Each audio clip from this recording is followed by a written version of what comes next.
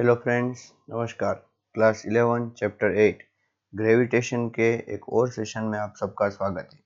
बच्चों, ग्रेविटेशन के कंसेप्ट तो हमने सारे कंप्लीट कर लिए। अब एग्जांपल सॉल्व करने की बारी। So see the example 8.4. What is given? Two uniform solid sphere of equal radii R, you can see here. Okay, but masses m and 4m have a center to center separation 6r as shown in figure. The two spheres are held fixed.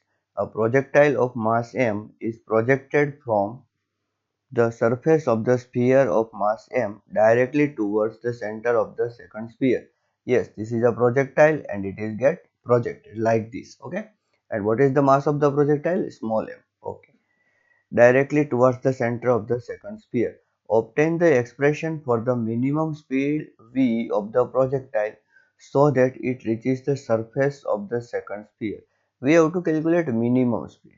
Okay, so what happens actually? See carefully. At this place, gravitational force because of the m will be more and gravitational force because of the 4m will be less. But as it moves towards the 4m, the gravitational force because of m will decrease and gravitational force because of 4m will increase. At one point, both force will become equal. Okay, and that point is called as the neutral point. Suppose this is a neutral point.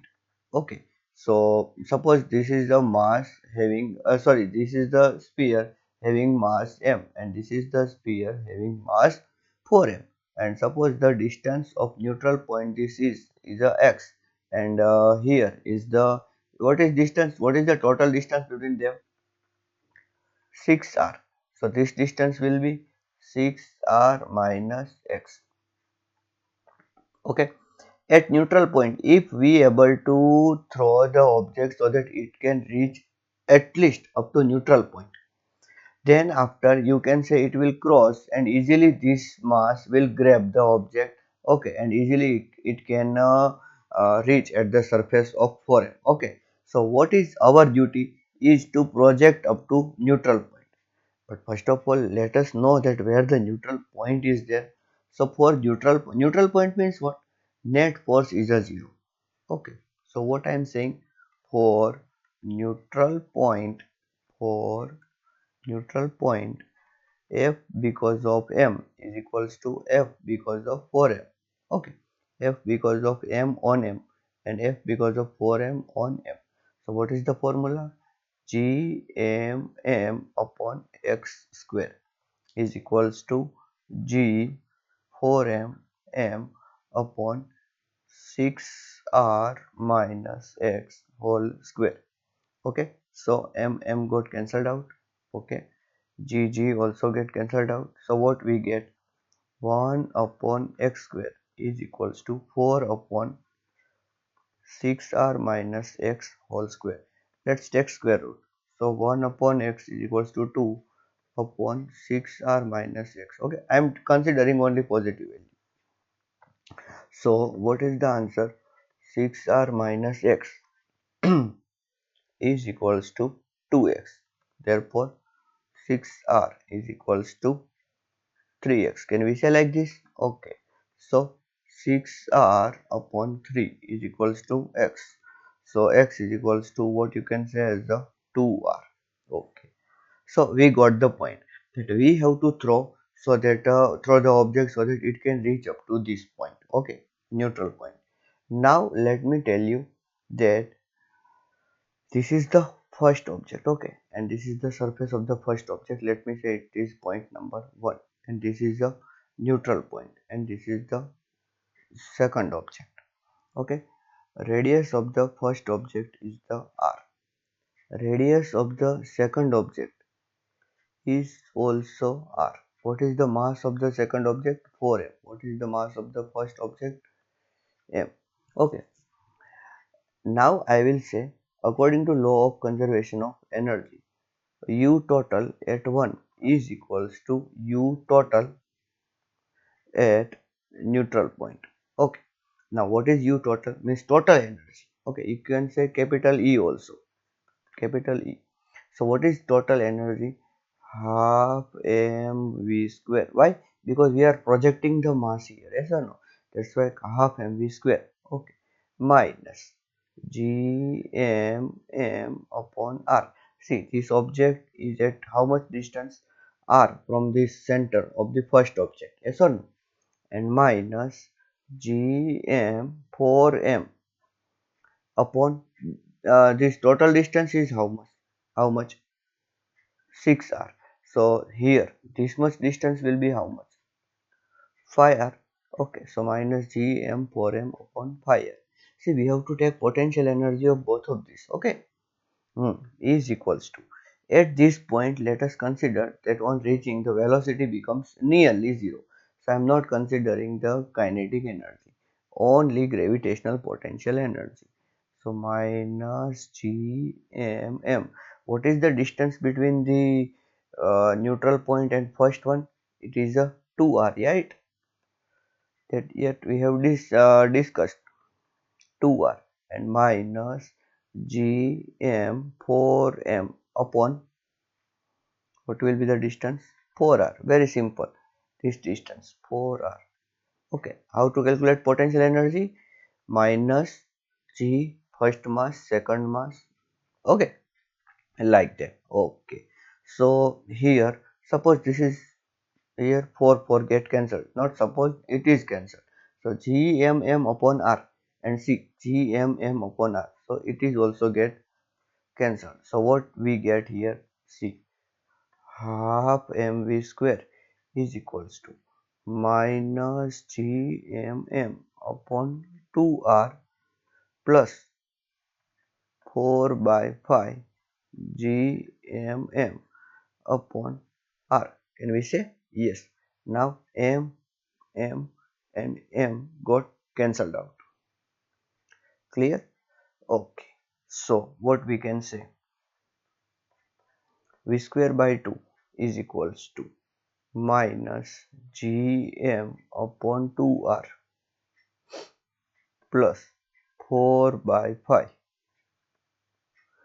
Gm upon R. So what we can say? V square by 2.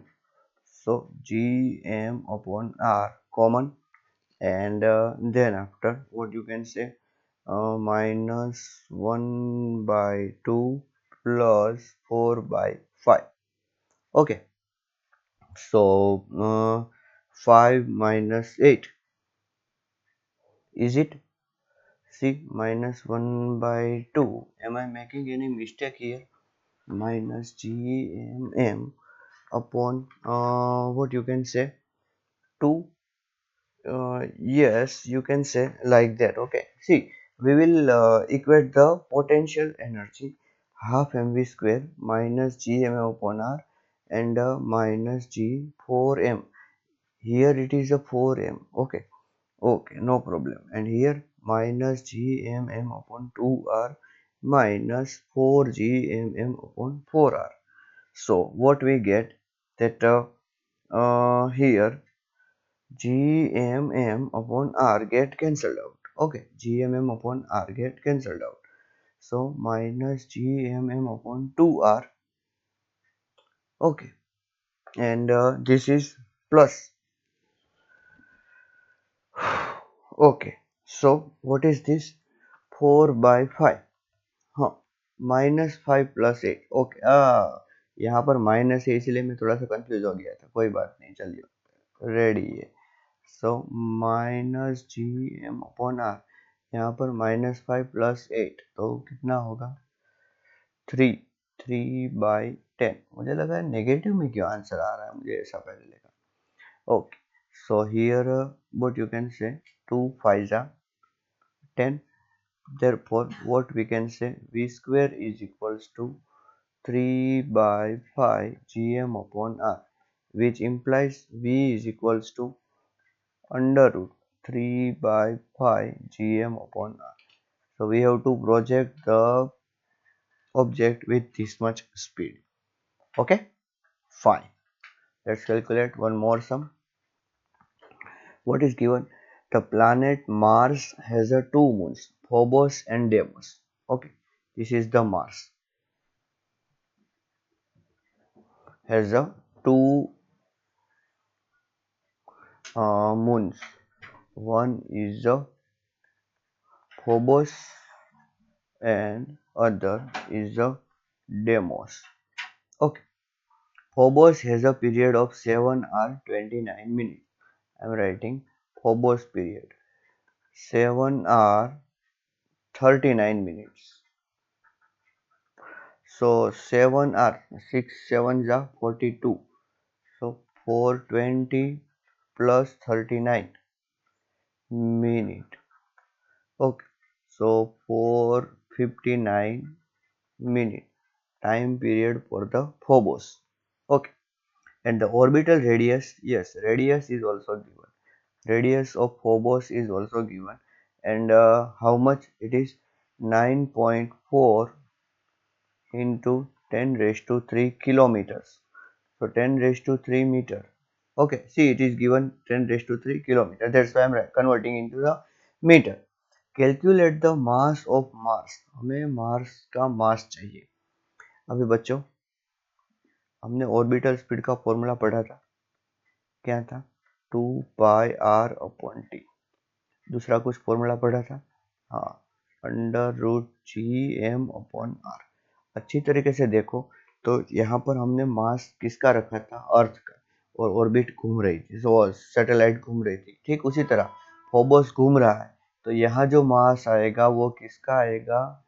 Mars का आएगा. समझ में आया? Okay, तो यहाँ पर मैं 4 pi square R square upon T square करता हूँ, तो यहाँ पर मुझे जी एम अपॉन आर मिलेगा. Okay fine. So what is M? 4 pi square R cube. देखो ये आर क्यूब आएगा divided by T square into G. अब ये सारी वैल्यू रिप्लेस करने का काम आपका. कैसे करनी है देखो. एम 4 इंटू 3.14, 3.14 का स्क्वायर. रेडियस कितनी दी है? 9.4 इंटू 10 रेज टू 3, तो उसका cube divided by T square. तो टी कितना दिया है? 459. उसको पहले हमें सेकंड में कन्वर्ट करना होगा, उसका स्क्वायर. और जी की वैल्यू कितनी दी है तो आपको पता होना चाहिए. 6.67 इंटू 10 रेज टू माइनस 11. तो ये सारी वैल्यू आप मल्टीप्लाई करते हो तो आपको आंसर मिलेगा 6.48 into 10 raise to 23 kilogram. Okay, ठीक है. अभी दूसरा क्या दिया है? Assume that the Earth and Mars move in the circular orbit around Sun. ठीक है, अब सैटेलाइट की जगह पर हम किसको सोचेंगे? अर्थ और मार्स को. ठीक है, ये हो गया सन. ठीक है, पहली ऑर्बिट हो गई अर्थ की और दूसरी ऑर्बिट हो गई मार्स की. क्या दिया है? Assume that the Earth and Mars move in the circular orbit around the Sun with Martian orbit about 1.52 times orbital radius of Earth. बच्चों ये डिस्टेंस है ना, ये आर एम सोचो, और ये डिस्टेंस है ये आर ई सोचो. तो R M is equals to 1.52 R E, ऐसा बोला गया है. Okay, what is the length of Martian year in days?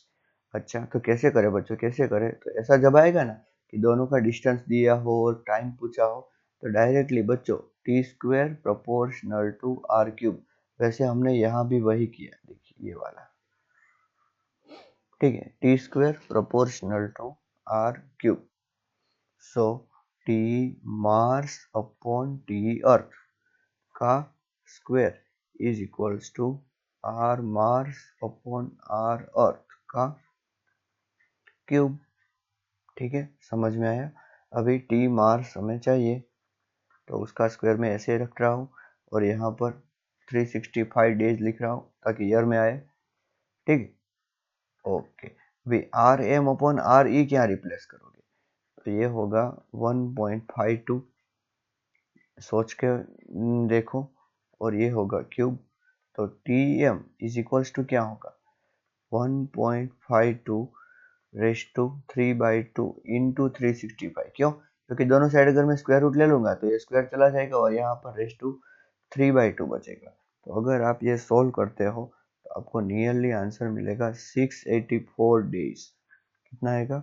Nearly 684 days, मतलब 684 डेज का एक साल। अब आप सोचो, अगर आप मार्स पे हो तो आप कितने साल के हुए? ओके, मार्स के कितने साल के हुए? ओके, चलिए next example. Weighing the Earth, you are given the following data. G आपको दिया है, देखो मैं यहाँ लिख रहा हूँ, G is equals to 9.81 metre per second square. RE radius of Earth आपको दिया है, रेडियस ऑफ अर्थ 6.37 इंटू 10⁶ मीटर। ओके, दूसरा the distance to the moon, मतलब कि रेडियस ऑफ मून ऐसा बोले, ठीक है, तो भी चलेगा, 3.84 इंटू 10⁸ समझ में आया कैसे? अब सोचो, अर्थ सेंटर में है और मून सैटेलाइट है, तो ये वाली रेडियस, ये उनके बीच का डिस्टेंस हो गया ना। हाँ, and time period of the moons revolution is 27.3 days. तो टाइम पीरियड कितना है? 27.3 डेज। कहने का मतलब 27.3 इंटू कितना कर सकते हैं हम, डेज, मतलब कि डे का कितना आएगा 24 और इंटू 3600 ऐसा। ओके, इतनी सेकंड। कैलकुलेशन तो आपको करना है, मैं थोड़े करने वाला हूँ। Obtain the mass of earth in two different ways. अच्छा, कैसे कैसे? तो पहला वे, बच्चों, G is equals to GME upon R square, क्या पता है? So what is R? R is nothing but, अच्छा R नहीं मालूम करना है, सॉरी है। अगर R मालूम करना होता तो ऐसे करेंगे, अगर मास मालूम करना है तो GR स्क्वायर अपॉन G, तो GR स्क्वायर मतलब कि 9.81 और रेडियस का स्क्वायर यहाँ पर रिप्लेस कर दो और नीचे G की वैल्यू रिप्लेस कर दो, and you will get answer nearly 5.97 into 10⁻²4। Okay, ये फर्स्ट वे हो गया। अभी सेकंड वे।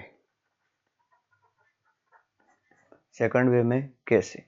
तो देखो, टाइम पीरियड हमें दिया है, तो अभी थोड़ी देर पहले टी स्क्वायर क्या था भूल गया मैं, चलो मैं यहाँ काट देता हूँ। 2πr अपॉन टी था एक, और दूसरा क्या था, √GM अपॉन R। तो दोनों साइड स्क्वायर करेंगे तो 4π² R square upon T square. बार बार भूल जाता हूँ मैं, इसलिए ऐसा करके याद रख लेता हूँ। तो T square is equal to क्या हो गया, देखो 4π² R³ अपॉन GM। तो M क्या है, तो वो जो बीच जिसके इर्द गिर्द घूम रहा है वही होगा, तो अर्थ ही होगा। तो M को सब्जेक्ट बनाओ और 4π² R³ अपॉन GT स्क्वायर। देखो 4π² तो ठीक है, R की वैल्यू ये रखो और T की वैल्यू ये, उसका क्या करना है, स्क्वायर करना है। Okay, and you will get answer 6.02 into 10⁻24 kilogram, and you can see both answer are nearly same, nearly। okay, हाँ, ऐसे मेजर किया जाता है बच्चों, अर्थ का मास मेजर किया जाता है। Express the constant k of equation 3.8.3a। देखो ये वाला, इन डेज एंड किलोमीटर्स गिवन। अच्छा, k की वैल्यू क्या दी गई है, 10⁻⁻13 सेकंड स्क्वायर पर मीटर क्यूब। तो हमें इसको डेज पर और किलोमीटर्स में हमें कन्वर्ट करना है। तो बहुत सिंपल है बच्चों, हम ऐसा यूनिट एंड मेजरमेंट में किया करते थे। एक सेकंड मतलब कितने आर होते हैं, तो 1/36, तो उसको क्या करना है, स्क्वायर। अभी देखो, मैं इसको पहले ऐसा लिखता हूँ, 10⁻13 second square upon metre cube. तो ये हो गया डेज का स्क्वायर, और अभी मीटर का मतलब क्या है, तो 1/1000, ठीक है, तो वो हो गया किलोमीटर क्यूब, और यहाँ पर आपको क्या करना है, क्यूब करना है। ठीक है, समझ में आया? So answer of this will be 1.33 into 10 raised to minus 14. Okay, days square पर किलोमीटर क्यूब। ओके, तो चलो ये डेज और किलोमीटर में हमें मिल गया। ओके, और अगर हम इसको किसके साथ, obtain the time period of the revolution in days. Okay, तो यहाँ पर देखो, ऑब्टेन इट्स टाइम पीरियड मतलब कि अर्थ का, तो मून का, सॉरी, तो कैसे मिलेगा बच्चों? तो क्या हमें रेडियस पता है? रेडियस किसकी? मून की। हाँ, तो इसको यहाँ पर रखना है रेडियस को, और कितनी आएगी ये देखो, ये 3.84 into 10 raised to 8, 10 raised to 5, sorry. So we will get here t square is equals to k into r cube. तो k की वैल्यू कितनी मिली? 6.02 into 10 raised to 24, ठीक है। और रेडियस ऑफ द मून ये क्या थी? 3.84 into 10 raised to कितना पावर था, मैं भूल गया बच्चों, कहाँ गया? ये तो मार्स वाला है। 10 raised to 8,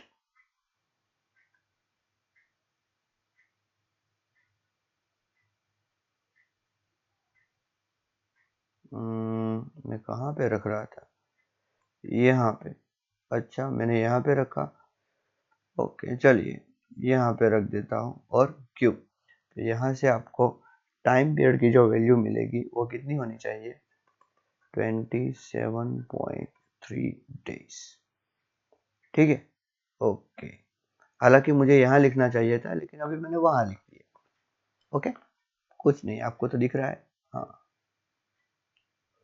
नेक्स्ट, ठीक है। आज ये लास्ट करेंगे और उसके बाद हम एक्सरसाइज सॉल्व करेंगे नेक्स्ट वीडियो में। A 400 kilogram satellite is in the circular orbit of radius 2re. Okay, यहाँ पर ऐसा है और ये सैटेलाइट है और उसकी रेडियस यहाँ पर कितनी है? 2re.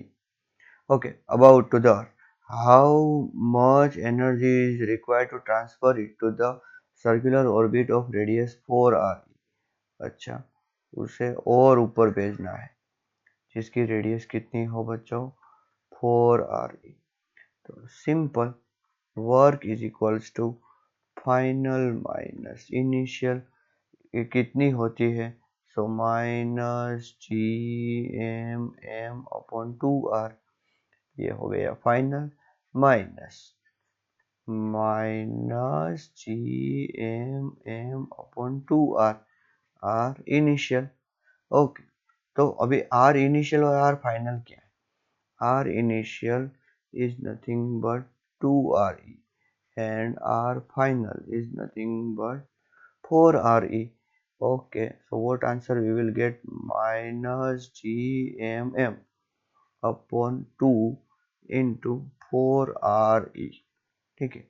और यहाँ पर प्लस GMM अपॉन, ये क्या हो जाएगा? 2 की जगह पर 4re। देखो, मैंने यहाँ पर ri इक्वल टू 2re अगर रिप्लेस किया तो ऐसा हो जाएगा ना। ओके, तो ये क्या हो गया? देखो, GMM upon 4re minus GMM upon 8re। देखो, तो क्या आंसर मिला? Minus GMM upon 8re। Okay, अभी सारी वैल्यू रखो। किसकी वैल्यू आपको रखनी है? आपको रखनी है g की वैल्यू, फिर m की, ऐसे सारी वैल्यू अगर आप रखोगे तो आपको आंसर जो मिलेगा वो होगा 3 ये 4, ये माइनस तो नहीं मिलेगा ना बच्चों, फुल में से हमने हाफ किया है, ठीक है। सो 3.13 इंटू 10⁻⁹ जूल, ठीक है। इतना जो है हमें क्या करना पड़ेगा बच्चों? वर्क करना पड़ेगा। ओके, अभी इतनी एनर्जी चेंज हुई, तो इसका मतलब क्या है? कि हमें पूछा है काइनेटिक एनर्जी कितनी चेंज होगी। तो kinetic energy change is same as change in the energy, लेकिन उसका नेगेटिव। तो क्या आंसर होगा? -3.13 into 10 raised to 9. And what is potential energy change? It is 2 times change in the energy, -2 times actually। ठीक है, तो इसका मतलब उसमें कितना चेंज आएगा? -6.25 इंटू 10 raised to 9। ओके, तो बच्चों आज हमने एग्जाम्पल सॉल्व किए, and in the next video we are going to solve exercise of this chapter. Okay, thank you and नमस्कार।